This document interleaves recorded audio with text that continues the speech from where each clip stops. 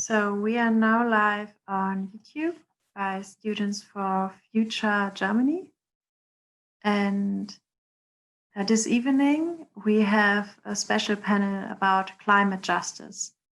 And we are now all together and we want the next 2 hours, we want to talk about climate justice, the different perspectives, the different topics of climate justice. And so we have 4 guests from around the world, which is, well, pretty unique and so important because we have to talk to each other, and especially we in the Global North, we have to listen carefully. And I would love to introduce our guest today. From the Philippines, we have Marinelle Ubaldo. She is a young climate activist, and after experienced Typhoon Haiyan, she became active and an advocate for climate and the environment. She is an ecological justice campaign coordinator of Living Laudato Si in the Philippines and one of the founders of the Youth Leaders Environmental Action Federation. So welcome to our table. And well, from Uganda, we have Hilda Nakubuye.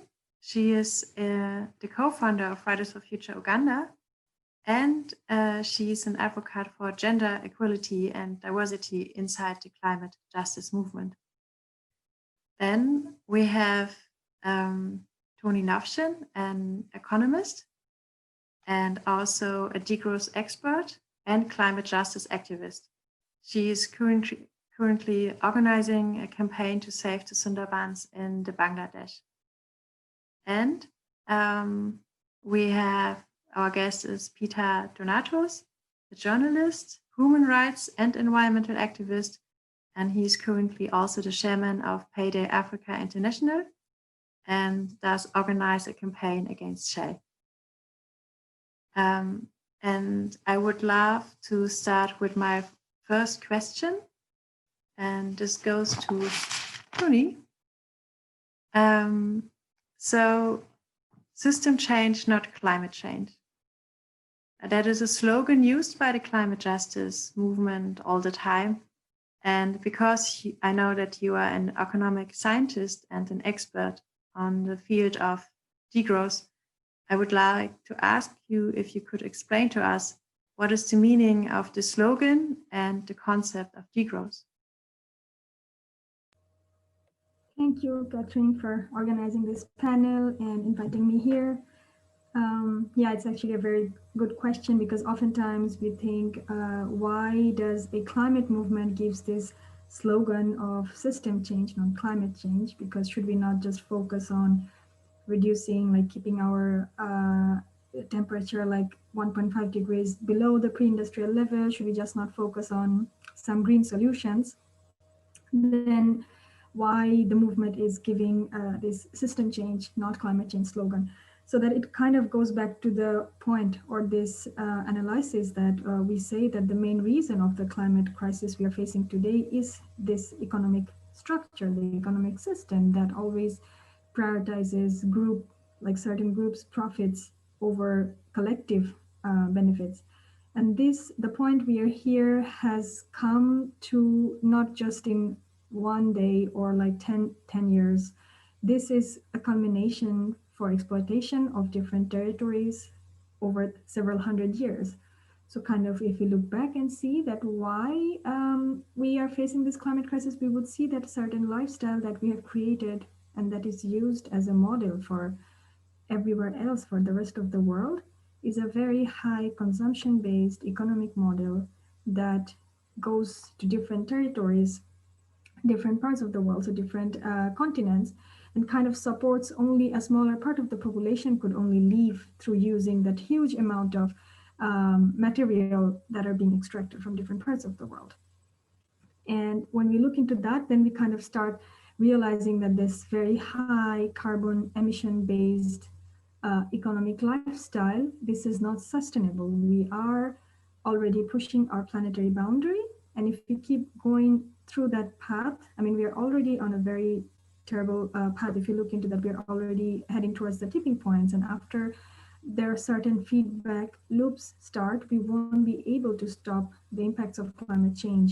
So for that, it's absolutely necessary that we as a whole human civilization reduce our, like the space that we're taking in this planet. And that would require, so from the degrowth movement, the idea is that because of the climate crisis, we would be facing big devastating economic impact. The way to avoid it is that we can plan and we can reduce the amount of material that we're using. We can reduce the space we take up in this planet and give space. So first of all, also to stop this way of living that is based on also on human exploitation, but as well as exploiting nature in different territories. And that would mean then we systematically shift and move towards a path where we reduce this huge space that we're taking. And I was following a bit of the live streaming before, and there was one video on Bouenville, and there were one of the activists, she was talking about how there are already solutions that exist. There are possible alternatives, and we need to prioritize that. Like we need to stop and start thinking, what is the meaning of good life? Because we see at this point we have this huge amount of money. Like we are churning out our planet, and we are creating huge amount of money that we won't be able to spend in our lifetime. But what do we need this money for? So we need to stop and rethink that, where our priorities should be. What does it mean to have a good life? And degrowth kind of puts all of those questions into the center and argues that, yeah, we need a much more reduced work hour.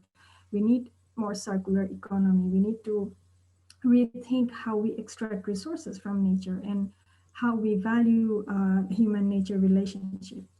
So yeah, sorry if I took too long, but I think I would stop here, and I hope, yeah, I answered your question. So yeah, so coming back to kind of close that, and that's why for the climate movement, it's absolutely important to then start talking about system change, because we won't be able to solve this just by green cars or just by simply just introducing some carbon capture technology. So the climate justice issue is a social justice and economic justice issue, and we have to start from there and kind of go towards a bigger social transformation and system change. Thank you, Catherine. Thank you. So my next question would go to Hilda, because we heard that it's important to change our economic system.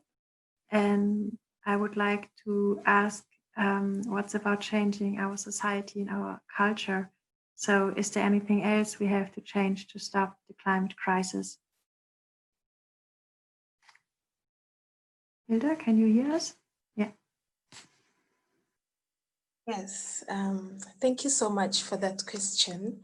And thank you for letting me be part of this panel and sharing my ideas, especially from the Global South perspective. I'm very honored to be here because in most cases, people from the Global South are always underrepresented, and it's such a big honor to be here today. As per the question, do we have to change our society and culture and our economic system? And I believe that yes, there's need to change our ecosystem, and I strongly agree with Tony, because most of our leaders prioritize profit over people, and this is something that we should change. This economic system needs to be changed right from top to bottom, from the way we produce to the way we sell to the way we consume. And the way in which government distributes these resources is not equal, neither is it sustainable enough. Right now, we are at a level of action inefficiency. Our world and resources are at risk, more so our lives. We are all aware that developed countries are developed at the expense of our world, and I strongly believe that this is the time for developed countries to take on their moral duty of cleaning up the mess they created, and stop making developing countries a dumping ground. I believe that they should be helping developing countries to overcome and fight the climate injustices and to fight climate change and the effects that we face every day, because this can be implemented through, first of all, implementing climate policies. Secondly, climate aid. For example, during COP15, developed countries agreed about for a $1 million budget to be given to developing countries to help them in terms of climate aid. And that was set for 2020, and 2020 is here and these countries are not coming up. And then also facilitating in sustainable development, this and among others. And as culture and social change, I believe that we can start by changing the way we behave and treat nature and biodiversity around us, because biodiversity loss is continuing and it's threatening the existence of all living things and especially humans. We all depend on nature and we cannot live without it. We have the answer to biodiversity loss, and therefore we should do that, and that is conservation. We should stop destroying nature in the name of development. Our production and consumption patterns, plus the disregard for the environment, have brought us to a tipping point, and we need to realize this soon and act. As culture, I will share, there's some part of my country, Uganda, and in the north, there's a society that after marriage, they believe that after marriage, for a couple to be completely independent, they have to cut down trees and then fence their home all around with cut trees. And with such cultures, I believe that they have to change. People have to know what some of the activities we take on, how they affect our lives. And I believe that such cultures should change. When I was sharing with them about climate change, they had this negative attitude, and then I had to explain better. But it's very hard to change our culture, but we have to change them for the better. The climate emergency is getting out of hand at a very high rate, and we need to focus more and make it a priority. My culture looks at a girl child bearing the burden of the climate crisis, but I don't believe it, because I believe that climate change affects us all disproportionately. We have to handle this all together, both genders. Women are always underrepresented at climate talks or negotiations, but this should change. We should see more women on these tables, because they can draw on their experiences to offer solutions to a changing climate. Thank you.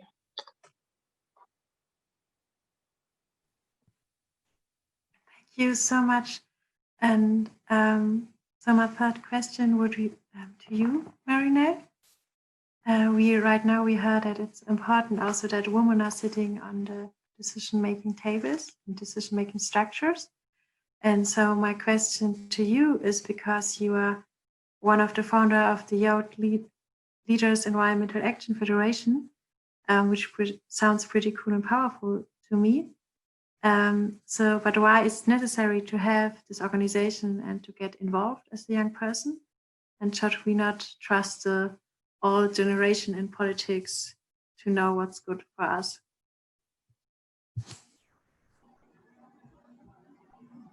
I think why is it good that there is a youth-led organizations is because I agree with the other speakers that sometimes, young people are underrepresented in the decision-making processes, especially in the local and national level. And we want to make sure that our voice is being heard and that our leaders and politicians know what we want them to do, what our asks from them. So we have founded actually the Youth Leaders for Environmental Action Federation with the aim of mentoring little organizations or individuals from all sorts of background. So if they just want to start with their advocacy, where to start, how to start, and the people they can tap in starting their own advocacy, we mentor them on how they could focus on one advocacy to another, because sometimes when we give talks to a lot of young people, one of their main questions is really how to start, how to be an advocate, or how to be um, active in this kind of causes. And it makes us feel, it makes us happy, because a lot of young people are actually now wants to really make a difference in their own ways, for the betterment of our world. And that is the future that we want to see, that is the future that we want to see in this world, where young people are leading, where young people are really involved in social issues, and in giving solutions to social issues. That we're not just posting on Instagram, we're not just posting in Facebook or Twitter, or ranting in Twitter, but also we're doing something in the grassroots. We're doing something in our own communities, and we are helping solving problems, not just our problem, but the society's problem. And it is just important for us that the voice of young people is being heard in the national level, especially in the decision making processes, especially if it involves our future and what is better for the youth. Because I think that adults, they have, they have the power to make decisions, but sometimes the youth, those people that they are, the beneficiaries of their programs or projects, are not being consulted on those kind of decision. And just we thought that if you are deciding of what's better for us, you should consult the young people, because we know what could be the solution to the problem, and we should be involved in the decision making processes.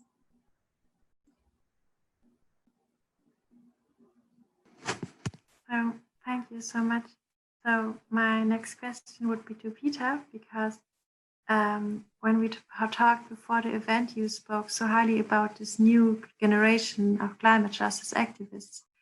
And I would like to ask, which advice would you give a young person who just joined the movement? And especially, which advice would you give to handle the situation that the spaces for civil society are shrinking around the world?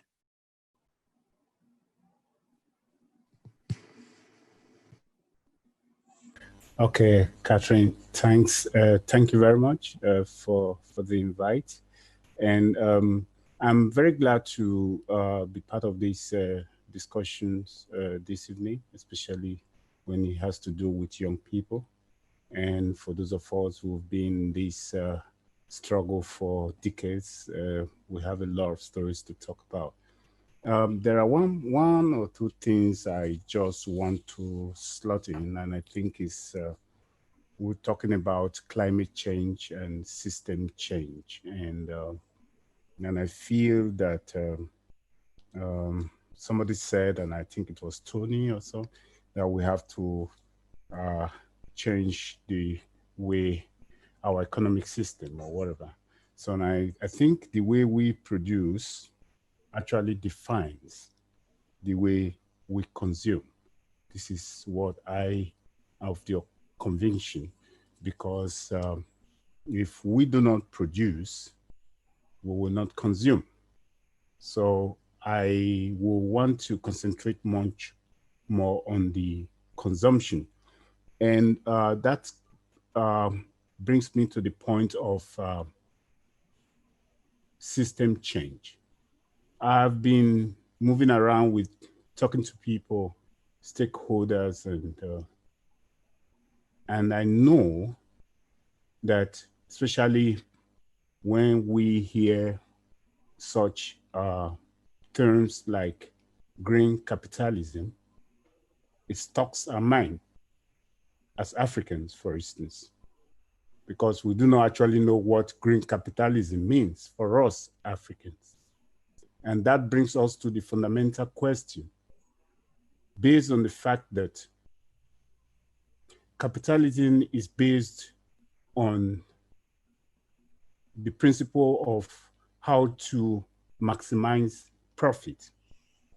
How is it possible under a green capitalism to achieve a radical system change? This is a fundamental question which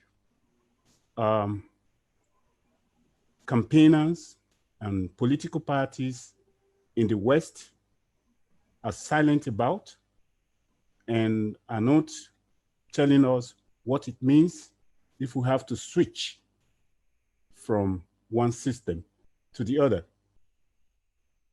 Do we have to deliver more from Congo, from Nigeria? Or let's talk about Congo. Let's talk about batteries. And nobody's talking about that. Where are all these raw materials coming from to make this system or this system change effective, or the change in our consumption or our production? It requires raw materials. Under which conditions do we get these raw materials from Africa and other parts of the world? Therefore, I'm very glad to you, Catherine, that I have a feeling that you people are beginning to listen to us, because all this while we've been like cropped out of the discussions, Africa and Africans, people of color, indigenous people, and these are the peoples that even hold, is the backbone of the Western economies. That's where the raw materials are coming from, and that's where we have the regions where they even feel more pains or effects of climate change. So it becomes very strange that Africans, people of color, and indigenous people have been cropped out of this discussion, debates, and policy making. So it fits, when I'm talking to young people, we have to think about that. We have to also think about the fact that while we are searching for alternatives, these alternatives must never remain or should not again be on the cost of Africans and people of color and indigenous people.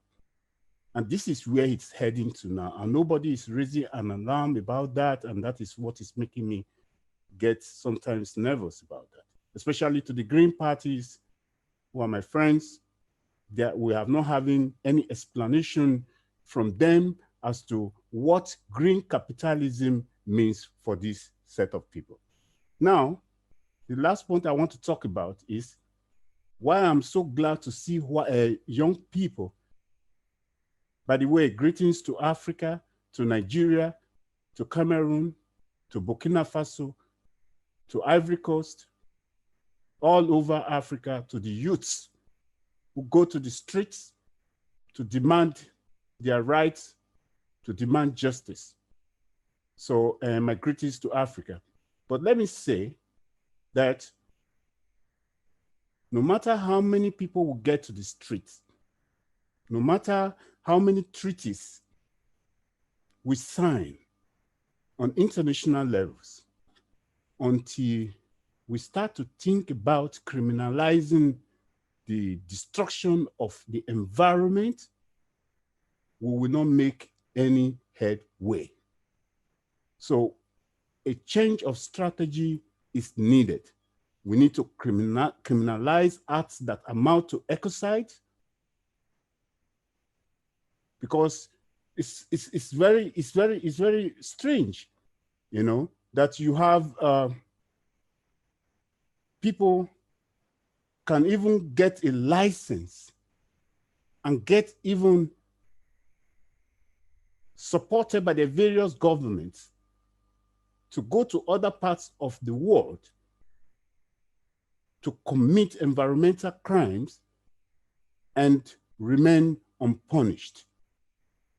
So we have to change the rhetoric, we have to change the debates, we have to change our strategies, and this is how we can move on. What we have been doing is good. I see young people every Friday on the street demanding, continue doing that, but we need a change of strategy. We need to punish the CEOs who make things like this happen, not only in Africa, in Latin America, in the Pacific, and so on and so forth. Thank you very much.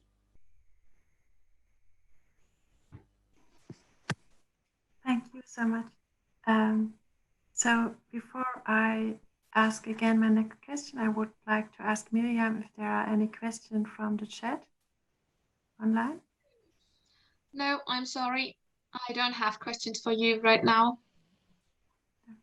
Thank you. So my next question would be to Tony again, because right now we heard about how important it is to think internationally. And well, because I know that you have like experience in so many different levels and places with your activism. And because I know that you are also an observer at the UN Climate Conference, why was it for you important to be there? And besides, are they even necessary to reach climate justice? What do you think?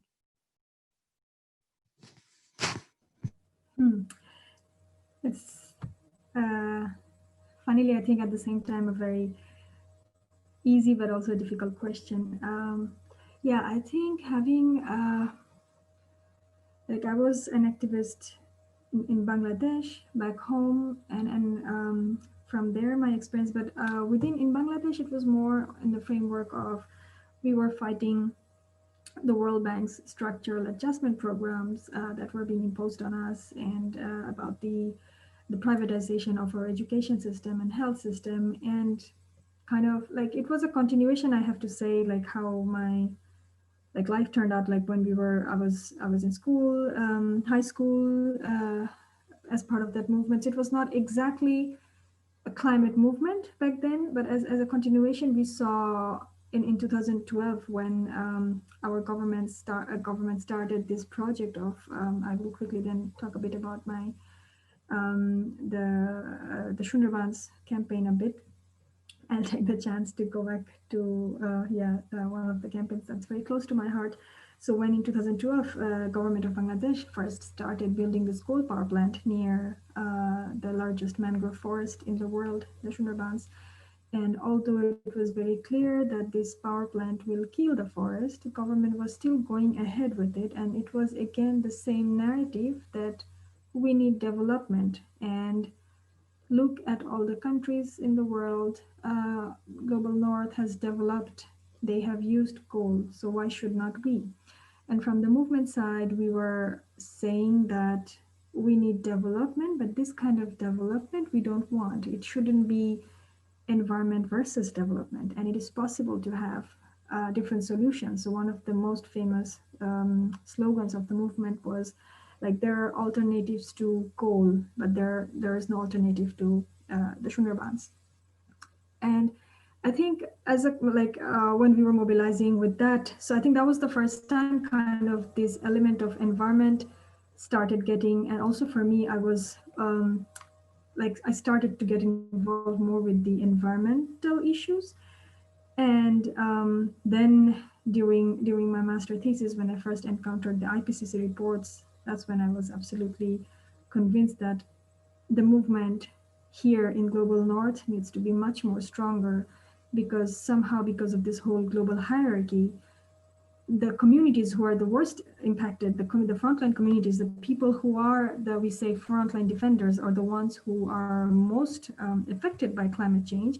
But at the same time, because this has been going on for a long time already, like Peter has shared, like a few days ago, they commemorated the 25 years of the Ogoni people's resistance against Shell. There were people who died, but now we are talking about it. But this has been going on for so long, right? But still, the change didn't come because of the power and the impact is so far away, and it takes, there are a lot of stages to really then come closer to the power or to the people who are responsible and convince them that they need to change their act. And I think also even today that we are having this panel, that we are organizing more, that we are listening to the voices of Global South, this has also come as already, like I would say, at least years of people criticizing or talking again and again, and now we are seeing this kind of changes happening, right? So from many this perspective, so in the COP, when we were going to the COP, this was supposed to be that where we the whole idea of COP has been like, now it's this year it was supposed to be COP 26, right? And this was supposed to be that at the COP, when the people, the most affected countries, there are even different groups. There are collectives of the most affected countries, and there are island countries. Bangladesh was even heading one of these, the coalition who were supposed to, for asking for reparation. But even though this has been going on for years, we haven't seen any substantial progresses. And only the last, in 2015, the Paris climate, the 1.5 degree was, after a long time of failed negotiation, was something solid that we saw that came into place. And even now with that 1.5 degrees, we see how much we are needing to mobilize. We are still needing to demand government. So from my, where I'm coming at is that, so now from my experience of having been active in all these different levels and spaces, and also then being at the COP, what I felt was somehow it was still not enough. It was, we need to be in the streets, in all our at national level, local level, but also international level. We need to be holding our governments accountable in all the other places. Like, they must not be able to maybe sleep or turn without being afraid that, okay, every time I go somewhere, there will be some climate activist demanding me and holding me accountable of my actions. Otherwise, I don't think it's going to be only through this closed door or even this limited access where all the civil society couldn't even go to the COP, no? So I think it's useful to certain extent. It's useful as an event. It's useful for like an iconic. It has an iconic value, but at the same time, we see how even the demands of reparation often doesn't take as much importance as other kinds of negotiations the government ends up doing. So I think for people power to be mobilizing, we need to be mobilizing on the streets way more. We need to be organizing this kind of talks. We need to be connecting the fights from all different parts of the world together and kind of keep pushing the governments like everywhere they go. I think that's where we have to be heading, and not just kind of be happy. Or I mean, I think most of us, we already know that actually also that COP is not enough, but it's like, of course it has some value, but we have to be doing way more. I hope it answered your question. Thank you. Thank you. My next question would go to Hilda again. Because I know that you visited also the UN Climate Conference, the last COP in Madrid. And so my question to you would be, which experience did you have, and what would be your demands in terms of climate justice regarding the next COP, especially addressed to the countries of the Global North?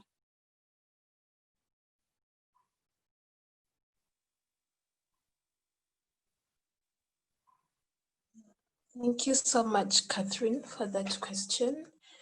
Well, yeah, last year I attended my first COP, and that was COP 25 in Madrid. And to my brain, I was very happy to be there because this was the first COP I was attending, and I knew that this is the biggest conference where it's the biggest climate change conference that I could ever attend, and I had all my hopes up. But not only was it a COP that committed the year of action, but it is also a COP that failed us. After 25 years of negotiations and talks, it still failed us. And I got a question today from a conference where I was talking, and someone asked me, if you are talking about climate change and it seems to be a priority, then why don't we have more COPs or conferences of parties more often, just like we see the G20, G8 meetings? And what I told them is that it is not about how many conferences we have a year, but it's actually about how much actions we take as countries, as individuals, as organizations. It's not the talks that matter, but it's the actions that we people take on that really matter. It doesn't make sense if we attend 5 COPs a year when we literally have no action done, like no talk, no actions, just talks. And this COP26 that had to be this year in Glasgow, but was pushed to next year, I was aiming at something new because at least I had an idea of what COP looks like or what happens there. And I was more hopeful this year that maybe there would be change. And since we've been hearing a lot of talk about gender equality, gender balance in COP26, I was very hopeful to see that. And I hoped that maybe women would be more in the negotiations and also more well represented in the tables. And my demands for COP26 would be, first of all, climate justice. And in this, I would request that not only countries in the not only developed countries to be given what should I say, like mob attention or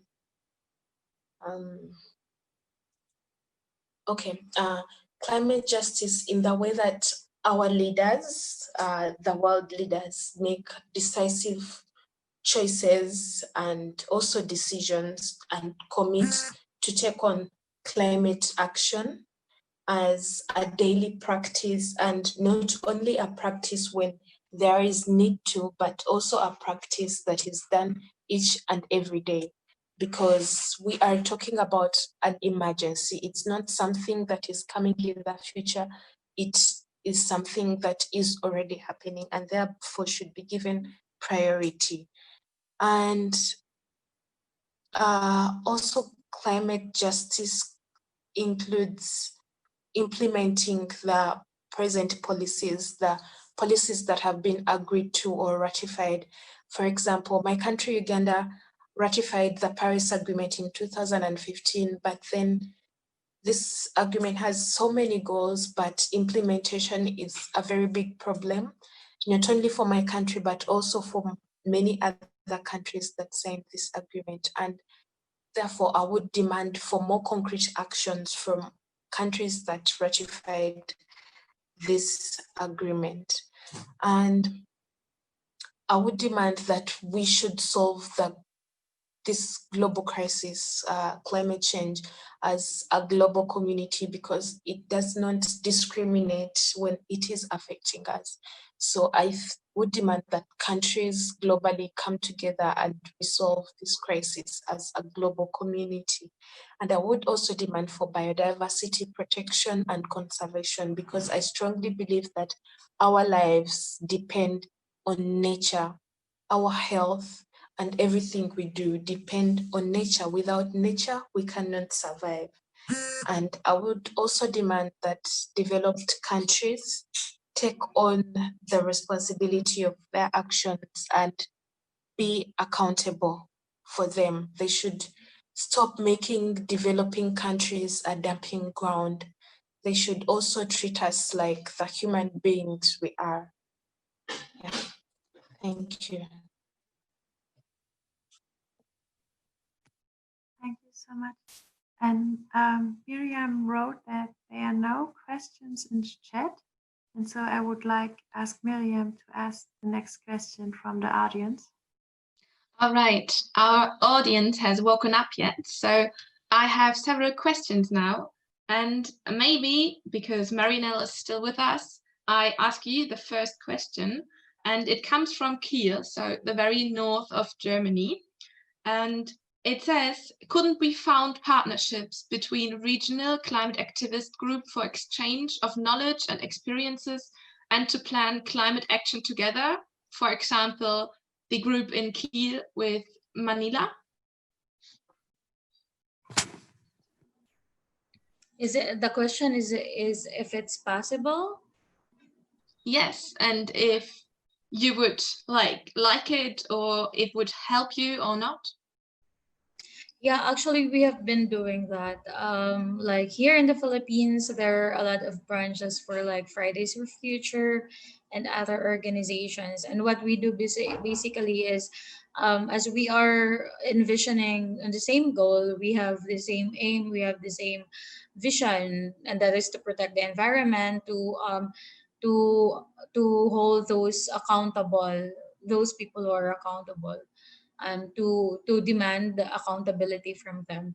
We always try to and like brainstorm how we could partner in the future, and what could be their projects, and what could be our project that could be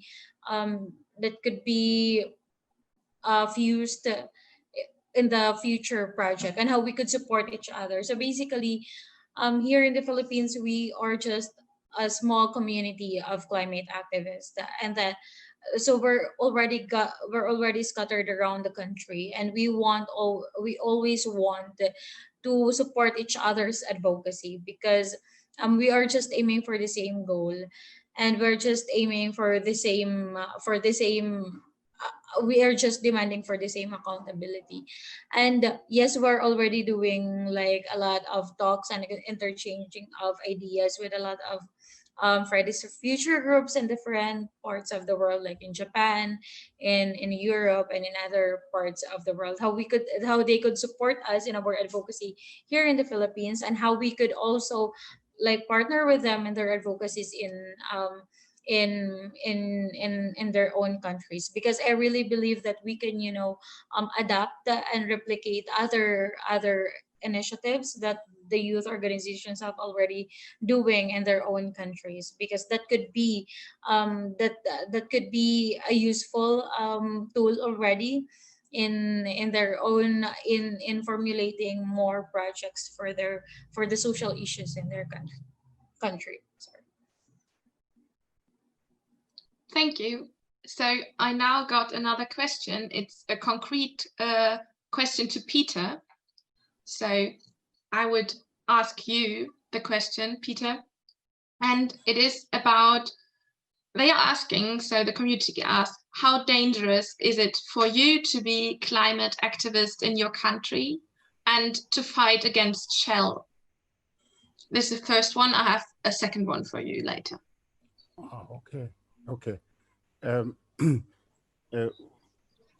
I think Nigeria is also, we have the same problem in Latin America, and I mean in all countries where we have big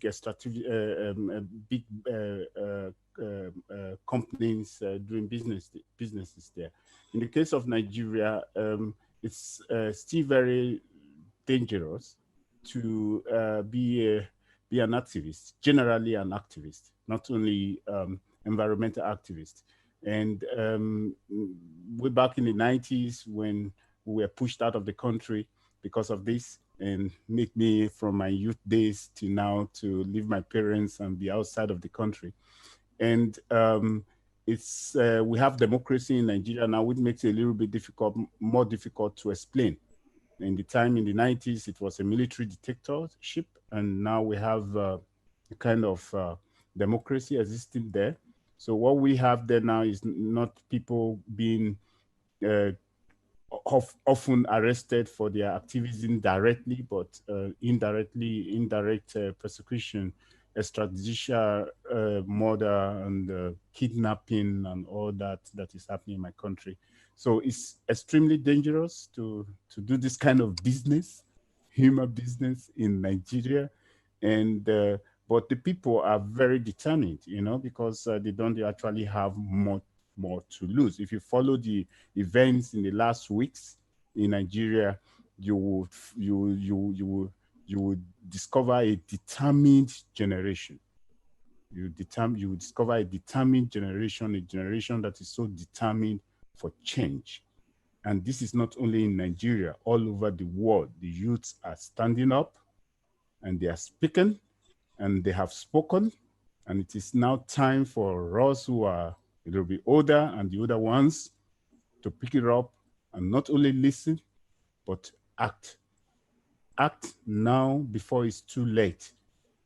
Act because if we don't change the source, the way we manage our energy productions, we will never have it done with, because we're talking about climate justice. There's something that led to that climate, that terminology, climate justice, and we are not talking about it, and that is environmental racism. And so if we want to make a change, we have to really tackle this sector of energy production. And I think I don't want to take much of your time, but I hope I have answered that part of your question before I went. Of course you have. And I may have a following question because it's more general, but concerning like the structural economic changes. So which structural economic changes in the global north are needed to overcome this global injustice you just talked about? Have you got like 2-3 points to make it? I mean, it's a big problem, and to sum it up, this meeting is not enough, but maybe this is what the community asks. Yeah, it's we are in a dilemma. And you see, when the history of environmental justice, at least in the African perspective, can be traced back to well over 500 years ago. And nothing has actually changed, and it has become even worse. So, and if we think that, you know, I've been very, very provocative. And because we want some radical changes, and we have sometimes need to be radical in our words, in our definitions, without offending or being violent towards another. I liked it when Greta said, "How dare you?" Understand? So, and so how dare we think that a system which all of us here in Europe all agreed that this system is practically, I mean, if we want to follow this system, we are heading for a doom, which means this system is no more healthy for the human. So, and at the same time, we are exporting these systems to Africa, not only political and economic, but technological transfer, whereby technologies that are totally banned in Europe because of this pressure from the grassroots for change. Even these companies get export subsidy from the German government, from the European governments, to export these technologies and dump them in Africa and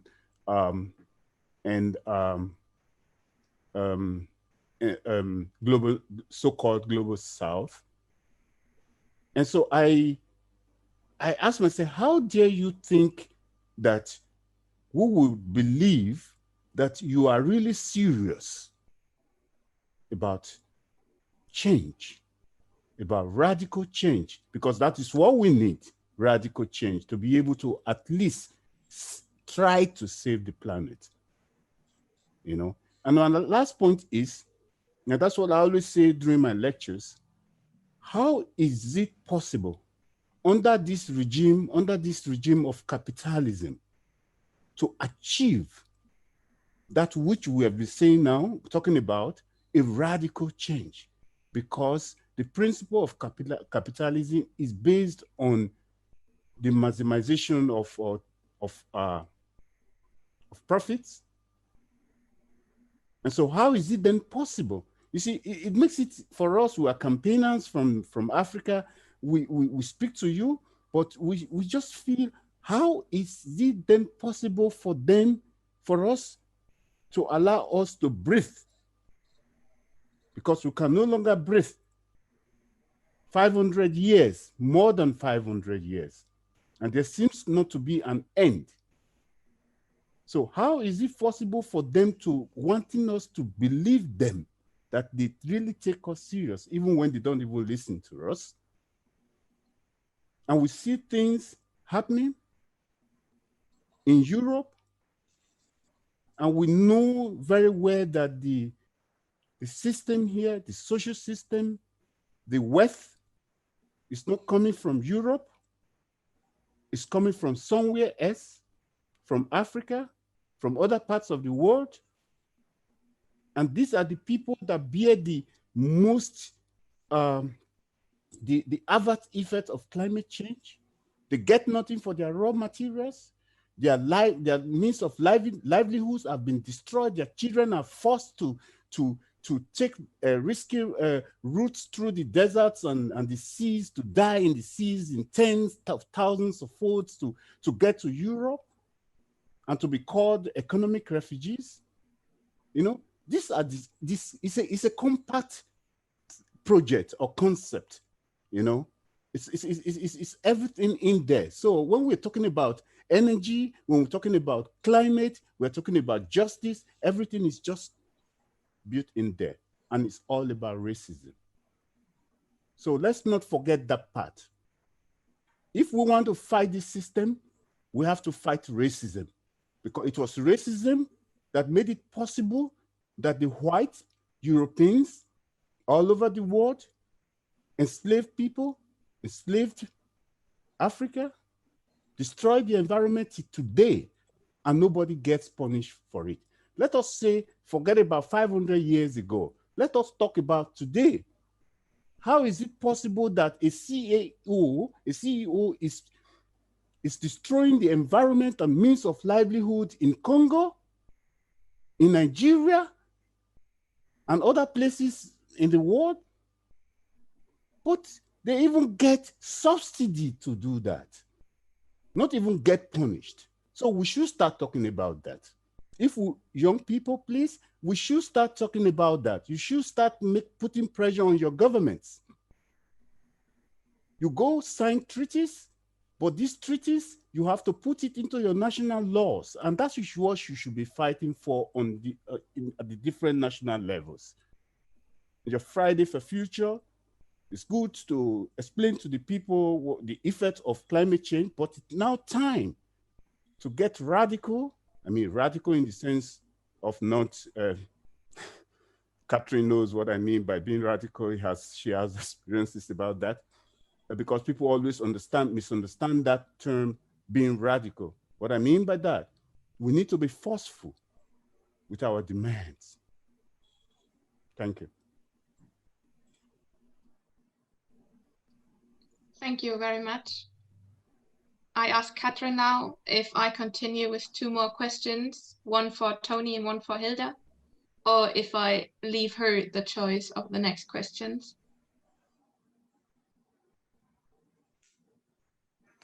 No, please continue with your 2 questions, and then I will go back to my questions. All right, so before I will do this, we got one question which I think we can ask you all to answer, but at the end of this discussion, so you have some time to think about it.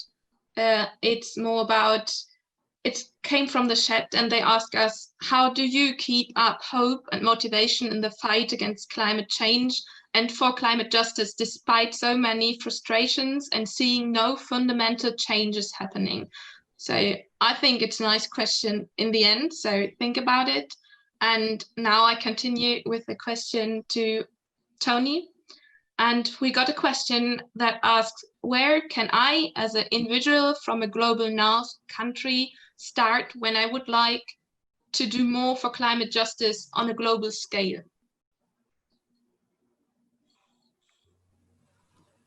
I think first thing would be to getting to know more, like learning the struggles, like what's happening really.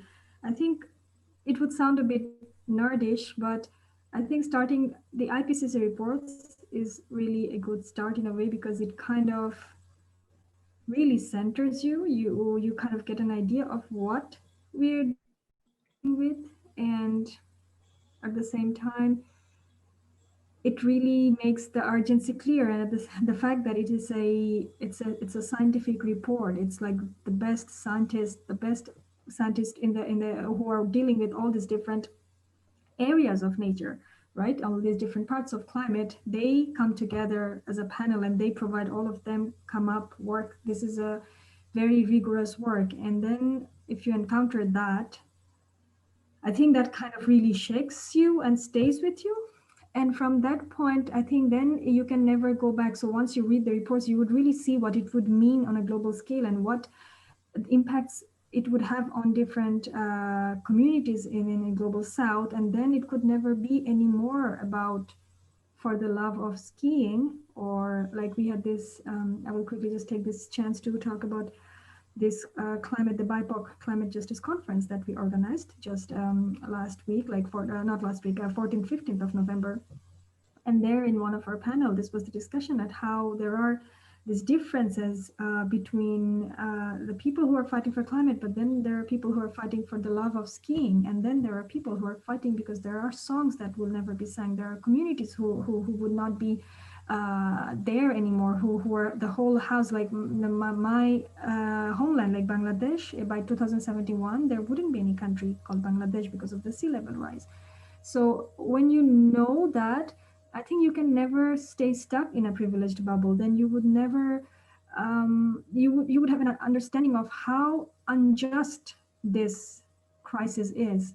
And I think that is always a good start, from a very clear understanding of how unjust the crisis is, because the responsibility of the crisis and the impact of the crisis is so varied. And then when you see that how even today the discussions and the people who are talking about climate, they still stay in a privileged bubble, it would create a lot of emotions in you. And I think that is always a good start. Like, it's always a good start to start with emotion, start with fact and truth that makes your own personal truth and emotion. And I think when you start from there, it's very difficult to be derailed.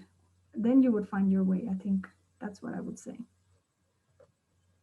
Thank you to you too. Now, my last question for now is to Hilda. So it is like asking for the current situation, because a question says, how is the situation with the pandemic affecting your protests right now?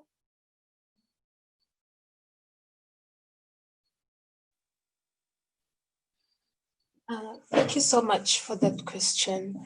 Well, the pandemic really affected our climate strikes because we keep on striking every Friday. But right now, we cannot. We can only do that online because it's very risky to strike on the streets like we used to. And very recently in September, on the Global Climate Strike Day, 25th, we were arrested by police because of carrying out our global strike, and it was cut short because of these ongoing talks, and also most probably because our country is undergoing through election. So we are having political campaigns, and due to many people's misconception of climate activism, many people think that we are a political movement and we just have like political ideologies. So that's why there's so much collision and so much misunderstanding about who we really are and what we are trying to portray out. So that's why we are arrested by police. And right now, it's very, very bad. We are having diverse effects of climate change. Recently, we are facing constant floods, and starting from April this year, we had Lake Victoria water levels rising above the normal level. And this ended up flooding very many communities, especially lake communities and people who stay around there. Many people lost their lives. about 200,000 people were displaced, making them climate refugees in their own country. And we have to deal with this same problem over and over again. And among other things, but basically that is the situation. And every time people are chased out of their ancestral places due to floods. Yeah, it's very bad. So we just have to keep on the online strikes in order to stay safe and also protect other people we care about.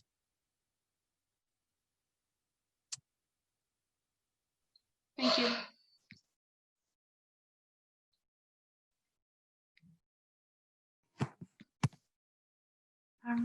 So I would like to continue with my questions.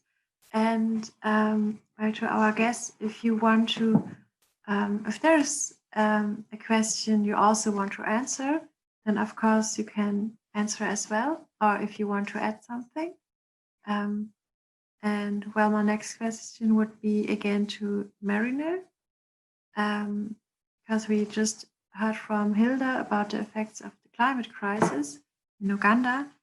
And now, well, in Germany, we are just starting to notice a little bit the effects of the climate crisis. Like we can feel our summer are getting hotter, and our forest ecosystem, this is one example, they are under stress because of the drought. But still, for many, the climate crisis in Germany is something really far away or somewhere in the future. And could I ask you how the Philippines getting hit by the effects of the climate crisis right now? And is the question of how we are dealing with the effects of the climate crisis globally also a question of climate justice when we look to the capital of loss and damage, and also the question of migration? Thank you so much for that. Well, the Philippines is in the front line of every other disaster. If young people here don't know that in 2013, the strongest typhoon ever recorded in human history hit the Philippines, and it devastated a lot, like millions of livelihood. Thousands of people have been killed, cities have been devastated. And then last two weeks ago, the strongest typhoon for 2020 landed in the Philippines too. And there were like 3 typhoons who came together just one day after another. So I can say that the Philippines is already dealing with the brunt of climate change in our day-to-day basis. Especially in the Philippines, we're an archipelago. A lot of people are actually really relying on the environment and the sea and what the nature could give them. So a lot of people have this intimate relationship with the environment. Yet a lot of people also don't know what could be the drive, what drives the change in the environment. And I myself as a survivor of Super Typhoon Haiyan, don't I can't accept that super typhoons, that disasters could be our way of life, that migrating to other places, that fleeing could be our way of life. Because even just going to evacuation center whenever there is a typhoon is already very challenging, because you have to beg people to accept you in their home so that you could be safe during the storm. And that all boils down to why is Philippines and other vulnerable communities are suffering that much, even though if we are not contributing more of the world's carbon emission. For me, just what we the climate justice liability petition that we have submitted to the Commission on Human Rights in the Philippines is just very timely. We have submitted that in 2015 because we wanted the Commission on Human Rights in the Philippines to investigate 47 carbon majors in the world. Well, there are 90 plus of them of carbon majors When I say carbon majors, they are the highest emitting companies who are fueling climate change. And for the seven of them exist here in the Philippines. So we want the Commission on Human Rights to see their human rights violations linked to climate impacts. For me, that was the win of that petition, because that was the landmark petition. It was the first in the world petition. For me, that was the first step towards climate justice, because we should not stop there. We should not stop telling them that you are legally liable, that there is already a legal paper that's saying that you are legally liable for fueling climate change, for all the human rights violations linked to climate impact. After that legal document, we have to make a move how to sue them, how to sue these people, because that is the way to to climate justice. These people in the vulnerable countries should not suffer more, and this highest carbon emitting company should not profit from the suffering of other people. I am so tired of fleeing. I am so tired of always evacuating my family. I'm so tired of just being, hopeless whenever there is a typhoon. I'm so tired of not having anything, going back to zero whenever there is a typhoon, because we could not do anything. And a lot and this highest carbon emitting companies are actually profiting from the suffering of other people, not just in the Philippines but in other countries, like in Africa and Nigeria and other countries. And maybe it is true that the effects of climate change is not really felt, it is not directly felt by people in the west, in the global north. However, I truly believe that climate change has been already happening in the other side of our, because it could affect us in every aspect of our lives, because we are all just connected. I mean, this virus could be could root it could root from the change in our climate, from the global warming. And if we will not go forward to better normal, if we will just go back to what it was normal, we will be experiencing more plague, we will be experiencing more changes, and that is not good. We should not go back to normal. We should build a better normal that is considerate of our environment, that is considerate of what people might maybe feel, or what might people might be maybe suffering at the other side of the world. So if you are just doing something for your, if you are doing something for your country, think of it like a global action, because actually what you're doing now is not just for your country, but for the countries, vulnerable countries in the other side of the world. Because whatever you do in the first world countries, it affects us. And even though we don't know what is going on, even if we don't have any like contribution to it, we're still suffering from it, and that is just so unfair. And I want you guys in the global north to change that way, so that we in the global south could not could not just feel the brunt of something that we don't even cause. Sorry for that long, but I hope I have answered the question. Yeah, thank you so much for sharing.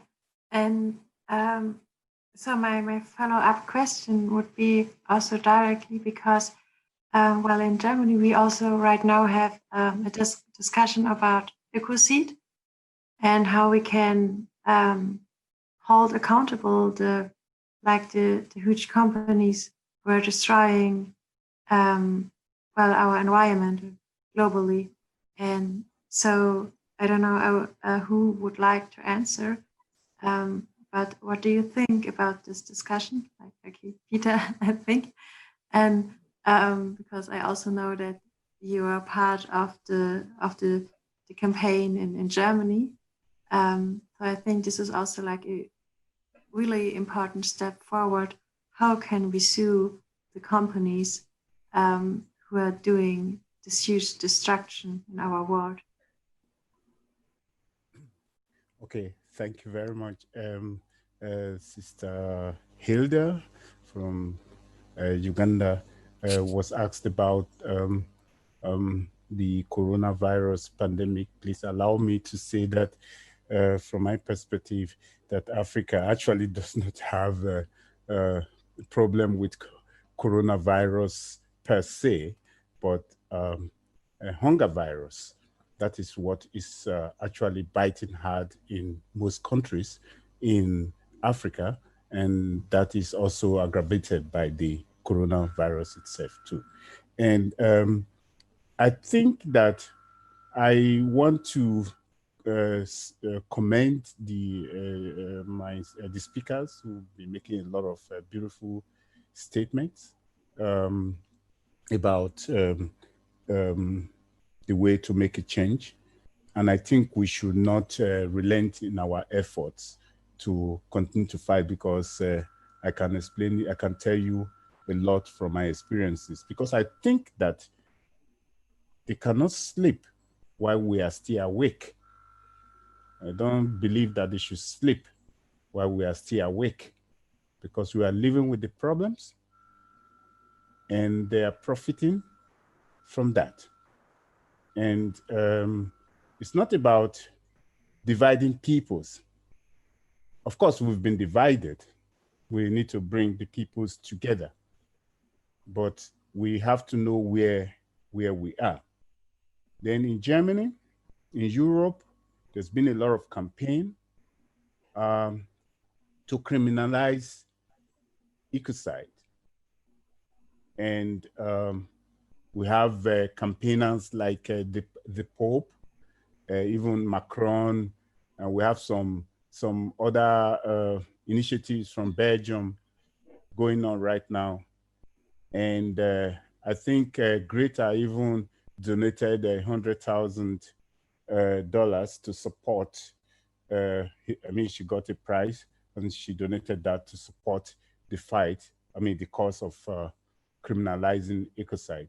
So it's become a very huge topic here in Europe, also especially in Germany. And let me just say that this is not just that the Germans just picked up this topic. It is as a result of people like me, like you. I mean, Catherine can also confirm that, who go around the whole of the place to sensitize the people, and the people sitting on the with political powers about this topic, ecocide. So let me just make it clear. That is the Blacks, people of colors, and the indigenous people who are living here or who come in here sometimes, who actually made it possible that we have gotten to that stage of Germany taking it seriously to at least debate on it. Because we have the ICA Codex, which has been existing since 1990. And almost all the countries in the world signed that treaty. But only a few countries ratified it. And countries like Russia, Belarus, countries that I can't even pronounce their names. Sorry, excuse my French. You don't hear countries from rich Western Europe or America. In fact, Germany actually was part of those countries that blocked that phrase in that draft, which makes it possible, which doesn't make it possible to now to criminalize ecocide at peacetime, only at wartime. This is so crazy. This is so something which you can't even explain to youths. How is it possible that at peacetime, ecocide is legal, at war times, it is illegal? So, and I think that the movement is really getting big and bigger.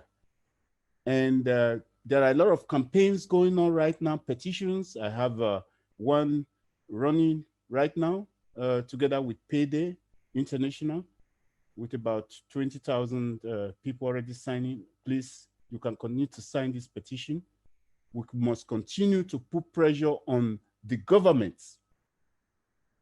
Why? Because I personally ran a campaign against share, and I'm still running the campaign, but in the 90s, it was a boycott campaign against share. It was successful, but it was just for a period of time. You gather the momentum, the cameras are gone, the topic is dead. So now you can't even hold these companies responsible. When you tell people don't buy share product, they will say, okay, if I go to Total, is it better? If I go to Chevron, is it better? So it's not a matter of consumption. We cannot change this by thinking that the multinational companies whose sole aim is to maximize profits, that they will come to their senses to come up with a change of policy, that the same standards operating in their own countries are also being put to use in other countries of the world where for instance, the raw materials or whatever are coming from.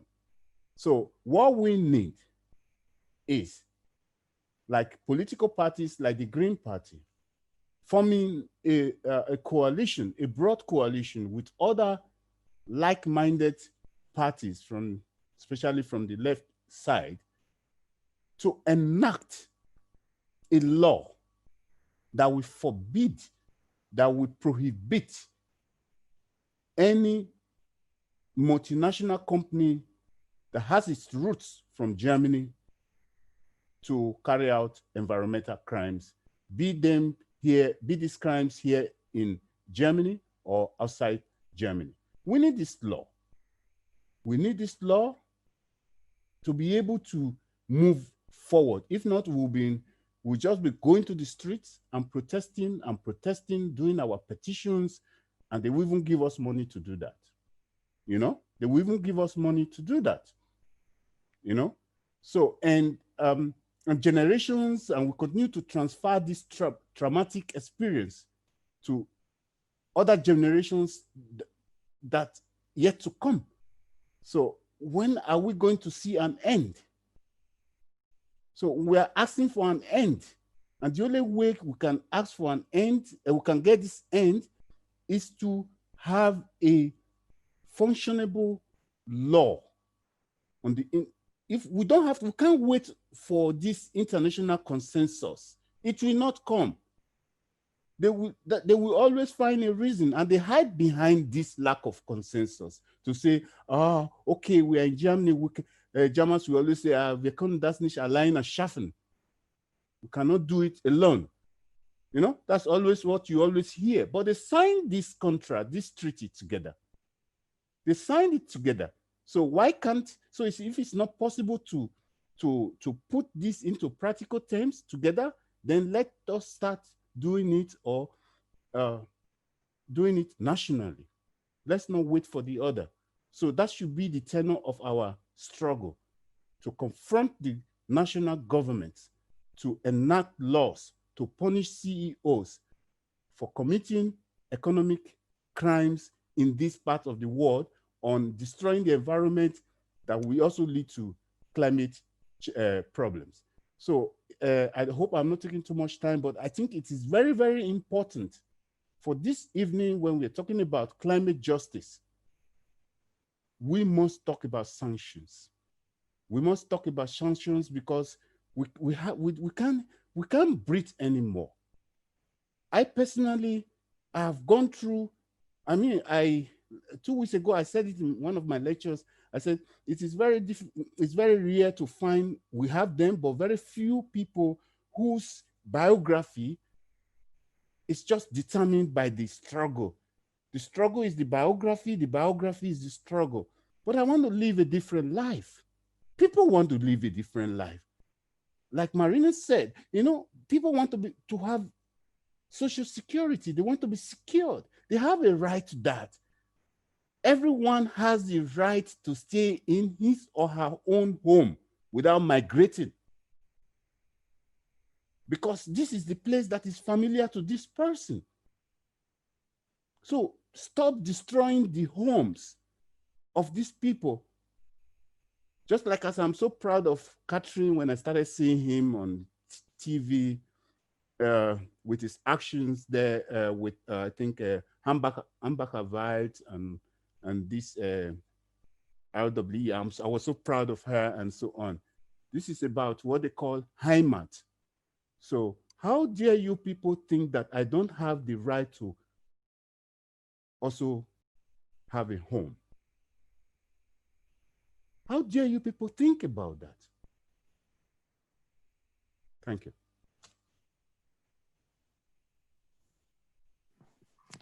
Thank you so much for your clear words. And I would like now to ask Tony also a follow-up question, because right now we are talking about what can we do in Germany, what can our government do, and how are companies behaving, also German companies behaving around the world. And because I know you have the campaign against the Sunderbans, not against the Sunderbans, against the coal power plant next to the Sunderbans. And I would like to ask you to share with us your experience and how it does matter what we are doing in Germany. Yeah, and what can we do to support your campaign? Yeah, like what we see more and more with the coal and the fossil fuel industry, oftentimes the companies that are benefiting from this business are based in global north. For the case of Sunderbans, although the main financiers and the project is being taken by the Indian government and Bangladesh government jointly, there are like the German company Fischner is involved as providing a engineering and consultancy support for this power plant. And when we were researching into Fischner, what we saw that Fischner is also involved, and they have developed, like they claim on their website that they have specialized in coal in the past. They have several coal power plant in Germany that they're operating and maintaining.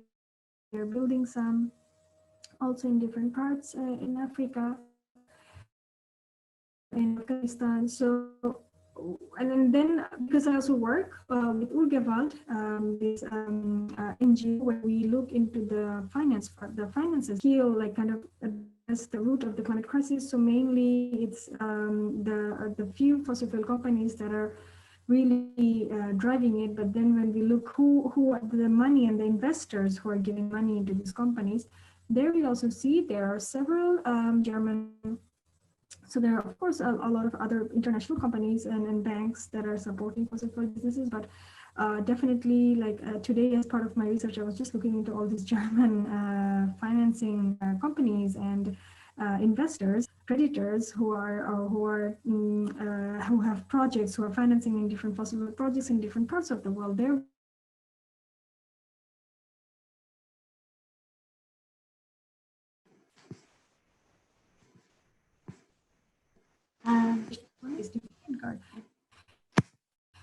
they claim to be a very sustainable company. Can you hear me now? Yes, now I can hear you again, but I don't know if it was my connection or your connection. I'm sorry. Oh, okay. What we see from the example of Fischner is that even the companies that claim to be very sustainable, very green, they are benefiting from business in different parts of the world that are driving the climate change. And I think with this project, what we try to show more is that often how these companies are hiding. They are involved in a lot of businesses that are harmful for the environment, for the climate crisis that we're facing today.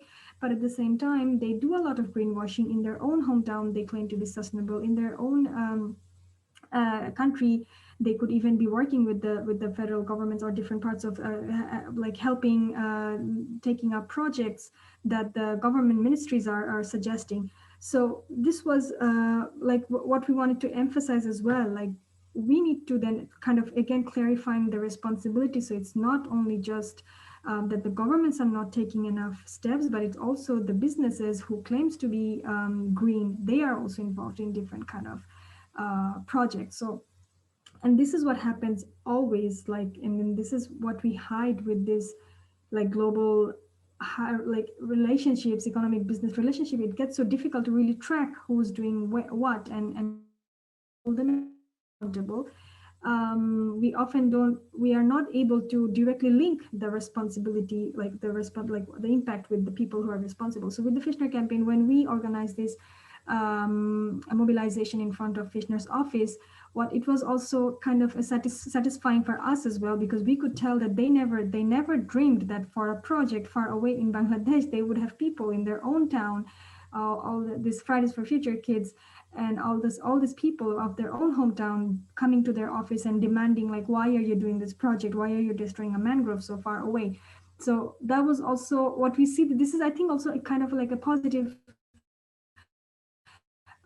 outcome also as well. Like now that we get, I think this is also an example of when we get aware of struggles of different parts of the world, we see how we are really connected. Like the connections, they often are hidden, but once we learn and then once we really dig in, we see how these are really super connected. And this is where also the strengths could be, that these companies, they never expected, and they think, oh, what happens far away in Bangladesh, it doesn't matter, it doesn't affect us here.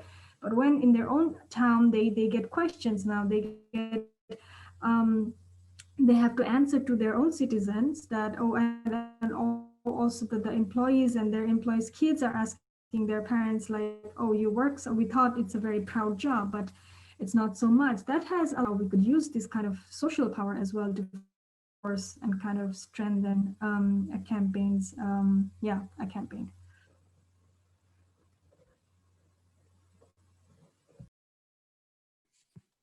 Thank you so much for sharing.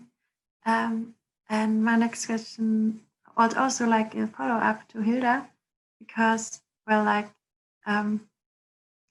Tony explained to us how she's trying to save the Sundarbans.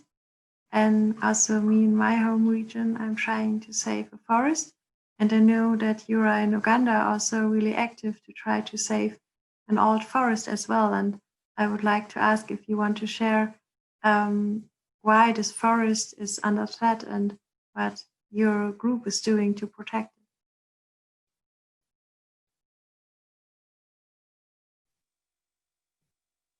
Yeah, thank you so much, Catherine, for that question. Well, in Uganda, Fridays for Future Uganda is trying very much to reach out and share with other people so that we can join our voices under the global youth-led campaign to save Bugoma Forest. Bugoma Forest is a forest in Uganda, and it's the largest remaining block of natural forests along the Alberta and Rift Valley. And this forest covers 401 square kilometers with over 34 species of mammal, 225 species of bird, and about 260 species of tree. It also has about 500 chimpanzees, but every time the number of these chimpanzees reduce because people are killing them, and they also keep migrating to other parts like Congo. And among other primates, also this same forest has a population of Ugandan magembas that are only endemic to this forest. That means they can only be found in this particular forest. And recently, Uganda's forest cover has dropped up to 8%. That means we have lost about 92% in the last 15 years, and that is a very big percentage to go with. So this forest, to us and to the whole world, it is worth saving. We cannot risk to give away this forest. the threats that are going on is that Bugoma Forest is facing certain threats because our government has given part of the forest away to a sugarcane company, and they want to take part of the forest for sugarcane growing. And I think it is our responsibility as youth to come up and fight for this, because we have most of our time left, and therefore we have to fight for it. And giving our part of this forest will set a bad precedent for future forest destruction. And therefore we are coming out to stop this act in order to protect other forests that are remaining, so that we don't have to face this massive challenge again, or these serious threats again. And as much as everyone will be affected, us, the youth and children, will be affected most, since we have the biggest burden on deforestation and its effects. So we came up with this global youth-led campaign to help us create awareness globally and also in our country by engaging communities, corporate organizations, and each and every person that could help in order to fight. We are actually fighting back our government, and we are demanding that it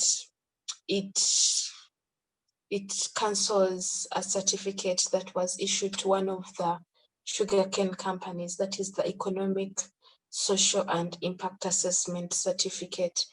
In order to save this forest, this certificate has to be crossed out by a government agency that is called National Environmental Management Agency, which is behind issuing the certificate. So if this government agency comes up and crosses out or revokes this certificate, we would have made a very big step in saving it. And apart from that, threats are continuing, and also about 10,000 hectares have been cut from the forest, and each and every time they continue to cut more part of the forest. We try to create some actions. Part of the environmentalists went to visit the forest, which is in Kibale district, but then even before they could see the forest or they could go into the forest, they were arrested by police on spot, and they were detained for some good days, even when they had not done anything. And many people have been threatened to be killed, to be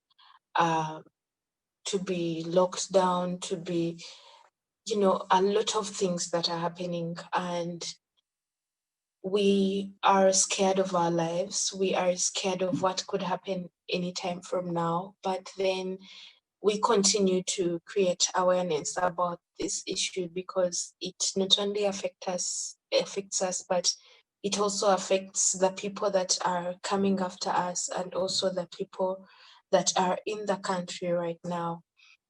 And right now we are having online campaigns as much as we can and creating awareness online. We also talk to communities, especially those that live around the forest, about what they can do, but we do this in isolation, and also under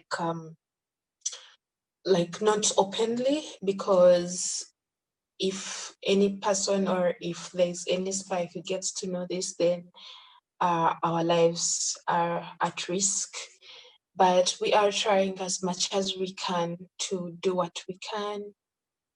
Yeah, it's not easy, but we keep pushing for this. And there is any way that international organizations or people or movements can help us in creating awareness about this, and also putting pressure on our governments to do something. we are more than welcome to work with you in any way possible. Yeah, thank you so much. Thank you. And Hilda, I have like a little follow-up question.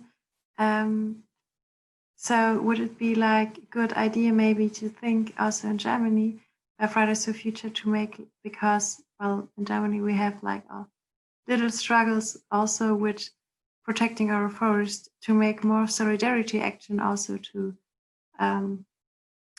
for you in Uganda. So would be maybe this be a really concrete idea also for Fridays for Future in Germany?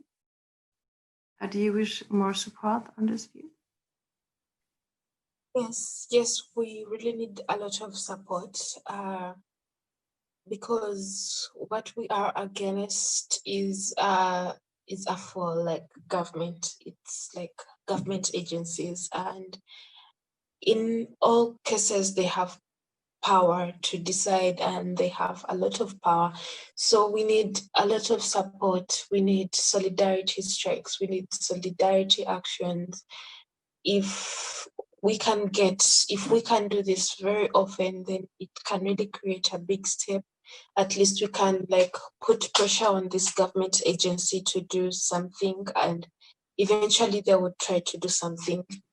And also we would want them to accept what is going on, because right now this government agency is not telling the truth about the whole situation. They're saying that the forest is safe, but then the forest is not safe, and people are really aware that it's being cut, but they are trying to create ideas in people's mind that the forest is safe. And having solidarity strikes will really help us to put out the picture that this is what is really happening, and we need to do a lot more than telling lies. Yeah. Thank you so much. And we will stay in contact about that, and we will do some action, I think. And well, Miriam, are there any other questions now from the chat? No new questions. So only the last I already told you. Okay, so I have a really huge other topic. Peter, do you want to add something? Yes, I just wanted to add to what my sister Hilda said about land, about deforestation in Africa. And just very short I want to make, because we have to also understand that land grabbing is a major issue in Africa, which also have a very big effect on the discussions about climate change, because 11 million hectares of land is owned by Europe in Africa. 11 million hectares of land. And we have the Chinese also marching in now, the scramble for Africa. So what does that mean? It's just like Hamburger Wald when the RWE claimed, because it owned the piece of land, so it could destroy the forest. This is the same thing that is happening in Africa. If Europe owns 11 million hectares of land, a piece of so large piece of land that is enough to feed 65 million hungry Africans, then the ownership, the principle of ownership come to play, because then they are allowed to do whatever they want to do with that piece of land. Of course, the result being deforestation and monoculture, you know. Just some years ago, I think I was delivering a lecture, and haven't seen all these horrific images from Niger Delta And after the lectures, the lady came to me. She was very touched, and she told me that she needed to do something in Africa to change the situation. And she said she would like to set up a project to teach the Africans how to carry out ecological, how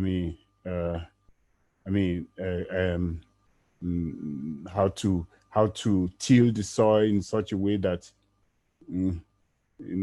sustainable agriculture, let me put it that way. So I was like shocked. You use the word in German, Ökobau. Wir müssen die Afrikaner beibringen mit Ökobau. We have to teach them how to do that.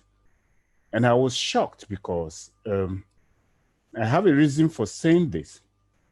I was shocked because the African traditional way of agriculture before the white Europeans came in, or even the economic and industrial processes, was always based on the principle of finding harmony between human and nature, the reproductive part of it. And there's somebody coming to me to tell me he wants to come around to start to teach me or teach us how to do that instead of the other way around. So what I'm saying is that we also have to change the discussion, because you people always expect us to learn from you. Whereas your system is out of place now. You never talk about what you learn from us, what you should learn from us on how to keep this environment intact. All we are hearing are dictates from Europe, from America, what Africa and the global South must do. But what are you saying about what you learn from us? You can't learn. We have a lot you can learn from. Are you actually learning from us? You are just not admitting it. So let us change this discussion. I'm getting a little bit fed up. I'm tired of it. Because it's a new generation. It's a new era. You perhaps have noticed it. We are becoming loud and louder, and we'll become louder and louder because we have a feeling that people we are talking to are kind of deaf. They pay deaf ears to what we've been saying for more than 500 years. For more than 500 years, empires have been built, economies, wealth have been accumulated on true exploitation and the destruction of environment and nature in Africa, in Asia, in Latin America, in Pacific. And we are living good here, and we feel that we are the best, whereas we are nothing without these people. We know the truth. Isn't it so annoying to even see a 3-year-old kid in Germany owning an iPhone? Isn't it so annoying that a 7-year-old kid is even owning 2 iPhones, whereas children in Congo have to die to make that possible? And we should keep quiet. We should be polite. Of course, we are always polite. Africans are polite. Okay. I just don't want to bring in too much into it, but I just want to let you know that Europe has been learning from Africa, from other civilizations, but they just don't want to accept it. If you accept that which you are learning from Africa, you will realize what you can learn more about how to keep the climate, our environment intact, if you only listen to us. But you wouldn't do, because the system of survival here is only based on the exploitation. It's just the business plan. The business plan of Europe and the West is only based on the exploitation of Africa and the global South. There is no exit. There is no exit plan. I just wanted to sweep in that. Really thank you for your message, which I think is really, really important. And also my next question, it goes a little bit also in this direction, and it's a really huge topic. And Tony, she also told us about the conference you had 2 weeks ago, right? And so I think, this next question is maybe also a topic for like a whole other panel discussion, because it's so huge. But yes, like you said, it's like about the injustice of racism and colonial behavior, which is still the foundation of our economic system and our society in the global north, and even is in our movement. And now I do not want you to ask a specific question. I would like to invite everyone who wants to share thoughts on that topic, or who wants to say something, and to have a discussion about it, if it's okay for you, and where we can speak about that.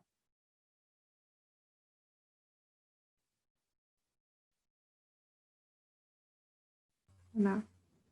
Yeah. Do you want me to go, or was it directed to me? If you want to go first, yes, of course. If another want to go first, so I don't have like a special order.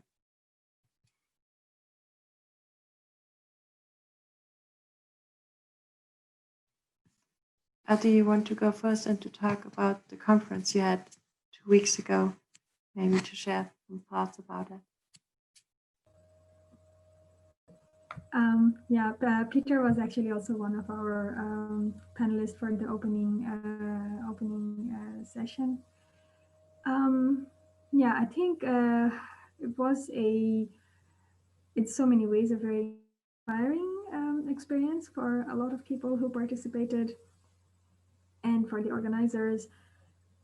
As I often shared, like at the beginning of the year when we were in this meeting where all these different climate groups came together to plan the year 2021, and the diversity in the room was really lacking. It was maybe 4 or 5 people who would identify themselves as BIPOC, and whenever we spoke, whenever I said that we need to do better, there would be a lot of hand waves, but at that point we felt no one was really doing anything solid to change that.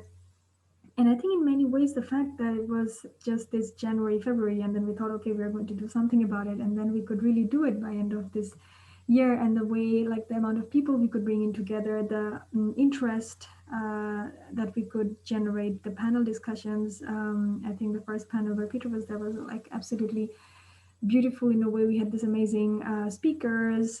Brodoti Roy was there, Imeitwen was there, Evin Obu, I don't know how to pronounce her second name right, but Evin moderated the session.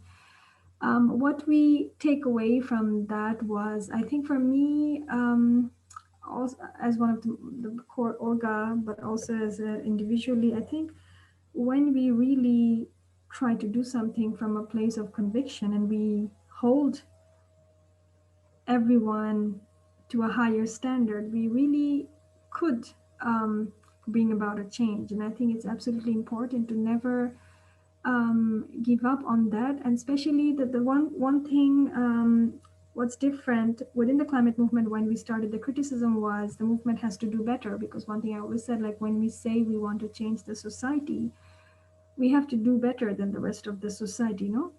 And because the movement is aware and is trying to like change, like save us from a crisis, then of course then it needs to do a lot of self-work, and this is a part of that self-work. And I think really from 2018 till 2020, in these 2 years, in my experience, a lot has changed. there is way more awareness, and there is really a lot of interest to really work and address on this theme. And I think as a result of that, as I said, also as a part, like as a result of that, we see this panel is being organized. We see more and more collaboration. We see now we are launching the Ecocide campaign. So I think this it's a continuation of all of this discussion and this momentum that we've been trying to create. And I think that gives me a lot of hope and power to go on, and gives a lot of strength, like knowing that, yeah, this kind of all this small transformation creates a ground for a bigger transformation. And I think in this way we are on the right path. And I would just quickly pick up this question that Miriam was sharing, like how do we stay? So I would just take on that to close my this statement, that how do we stay positive regarding the, like, we have been mobilizing for so long, we still don't see solid changes, and how do we still keep staying hopeful? How do we stay hopeful? And I think it's important to celebrate all the small wins that we get, all the small because it's always like the small wins creates a foundation for bigger changes. And I think we have a lot of small wins that we need to acknowledge and celebrate, and at the same time to know that we do not really, what is the other alternative? Like, we cannot give up. We can only hold each other and ourselves to a higher standard. And at the same time, we create so much beautiful things when we keep organizing and mobilizing, and yeah, being open to each other's criticism as well as each other's feedback and love. So I think that gives me a lot of strength. So I think, yeah, that's what I would say to finish. Thank you so much. To our other guests, do you also want to add? Only if you like.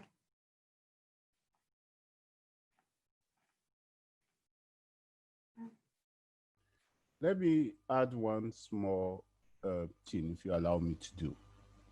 And I think we should stop rewarding criminals, environmental criminals. And I want to support my case with a historical fact. The abolition of slavery by the British Parliament only came into effect after compensating the criminals who enslaved my forefathers. So, and history is also, I mean, the history has, this process is continuing has always continued from that day till today, that criminals are always, instead of being punished, they are rewarded. Shell, Chevron, Siemens, Bayer, Monsanto, Coca-Cola, all the big agricultural firms in Europe, all of them are heavily they get heavy subsidy from their respective governments to come to my country, to come to Africa and other parts of the world to commit economic and environmental crimes and go unpunished. They get even rewarded for that.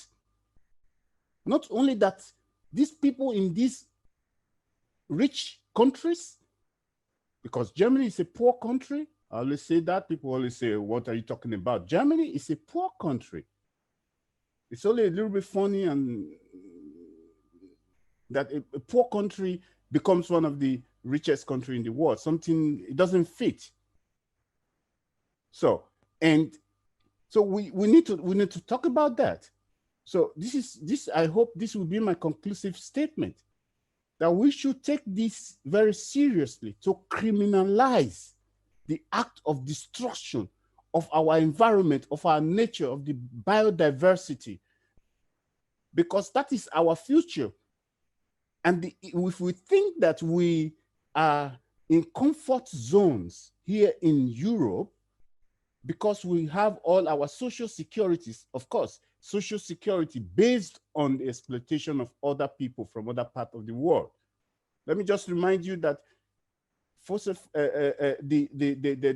Holland and Scandinavia, I think it's Sweden or Finland or one of those countries,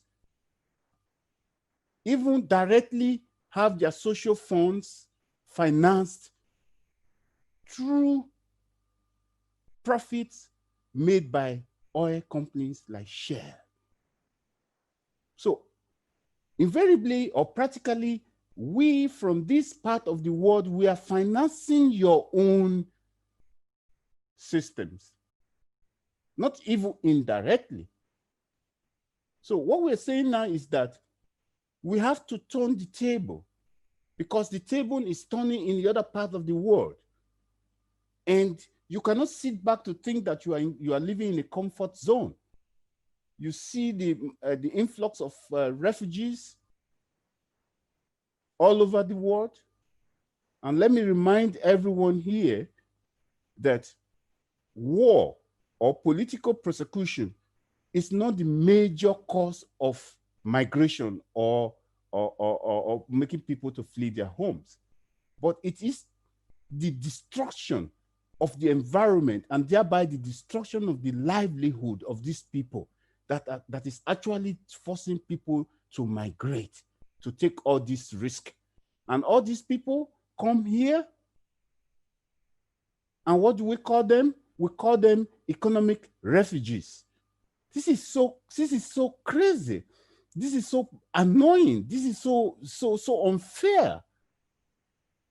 You even have the gall to call people economic refugees without even mentioning the economic criminals, the environmental criminals. You don't even mention them. When there is war in Syria, you will say Saddam is the cause of this war. But why don't you mention the names of those people destroying the environment, making life difficult for the people in this part of the world? And I tell you, the vast majority of the refugees worldwide are on the road because their means of livelihoods or the social security have been threatened. And climate change didn't just come from heaven. It was caused by man and woman. And we Africans, we only contribute a meager part to this global problem. We know that. But we are feeling the pain most. This is the injustice that has to stop. Not through only words or whatever. If you want to make a change there. And you will see that people will start to have that feeling of justice. That's my conclusion. Thank you for the invitation. Thank you for your words. And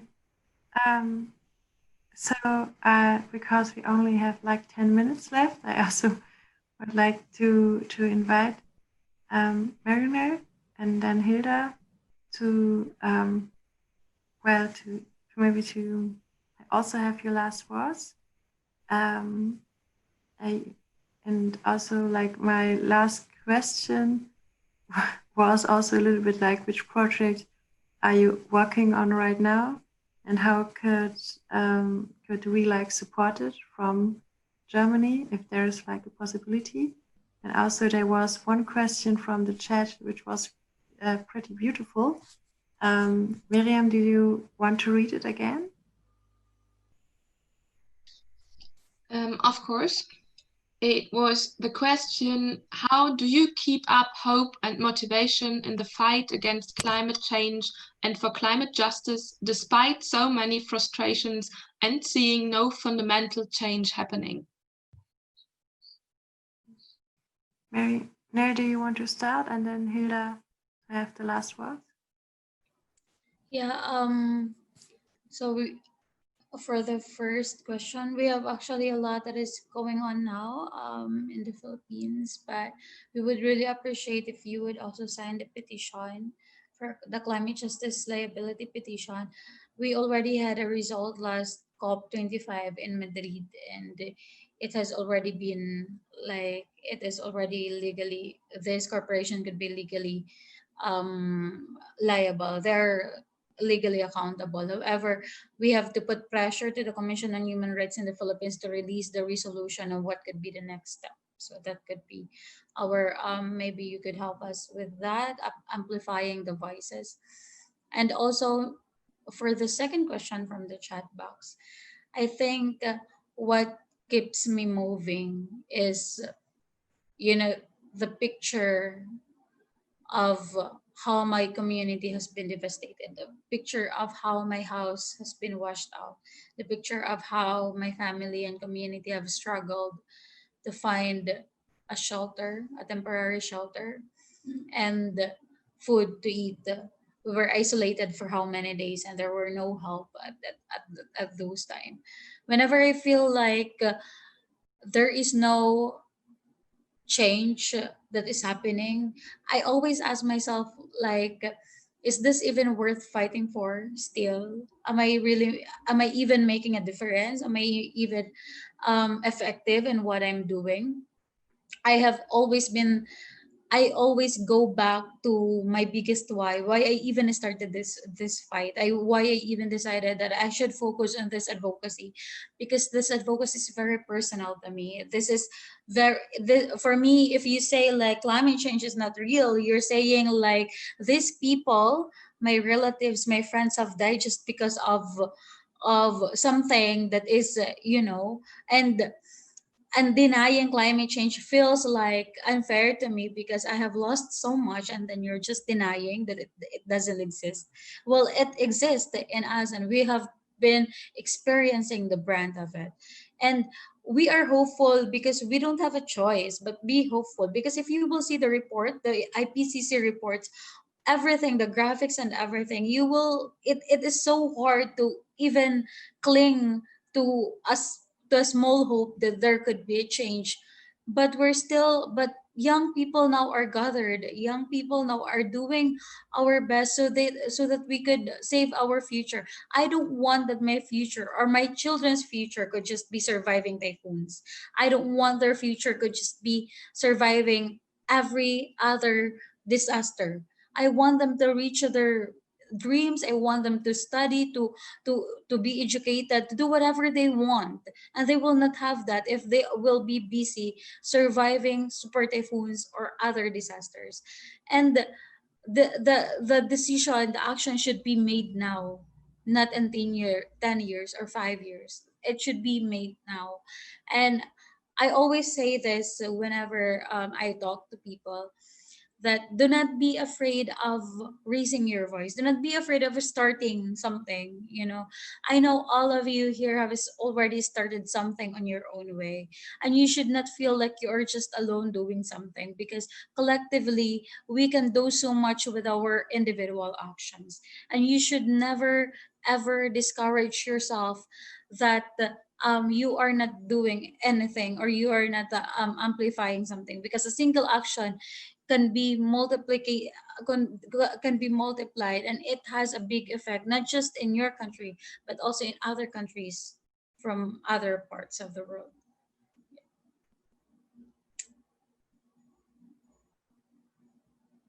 Thank you so much.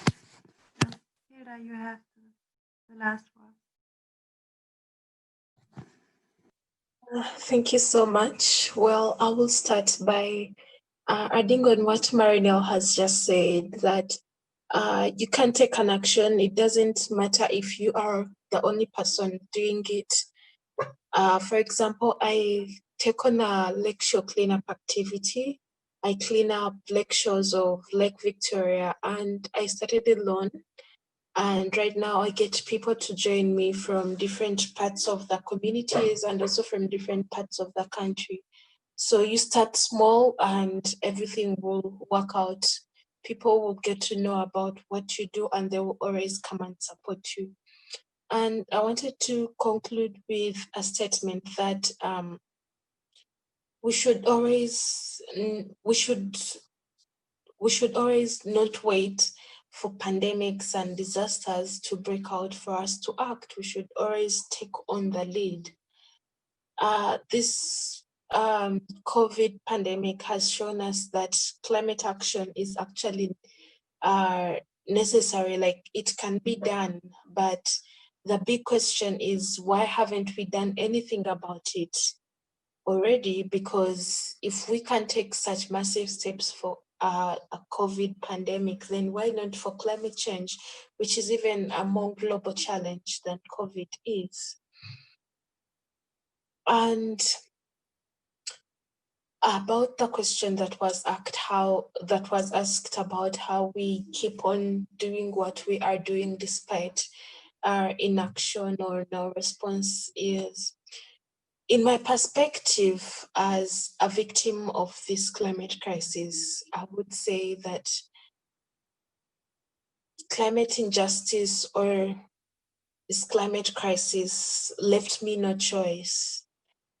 Because when we keep experiencing these effects over and over again, every time there's something new, every time there's something coming up this way, that way, you find yourself in this bubble that there's no way you can get out. You find yourself tied to it, and the best you can do is to act, is to raise your voice, is to do this action, go for this, go for this. So we are stuck in this bubble. It's the only thing we can do right now in order to have a say or to have a secure future. And we are not even sure if it will be a secure future, or if we even have any future in that case. But we are left with no choice apart from fighting for this and also acting, engaging other people, doing communal activities, because for now that is what we can do. And we will keep doing this for as long as it takes. And it's our hope that our voices are heard, listened to, and also acted upon. Yeah, thank you. Thank you all so much for participating on this panel. It was an honor to have you all here together and to have like a discussion together and to bring you together also. I learned a lot from you, and I would love to stay in touch. I think we will do stay in touch for further action. Well, another word is possible is also just a slogan, but I really believe deeply in it. And well, I will continue to fight for it with you guys together. And I think that Miriam also want to say some last words. Yes, I just want to thank you so much for being here tonight, for speaking to us, to the people here who are interested. And it moved me, and I'm sure that the other peoples out there are moved too. And I will back them, or I will ask them to take their time now to think about it for 10 minutes or something, because we want to do like a self-care awareness part afterwards.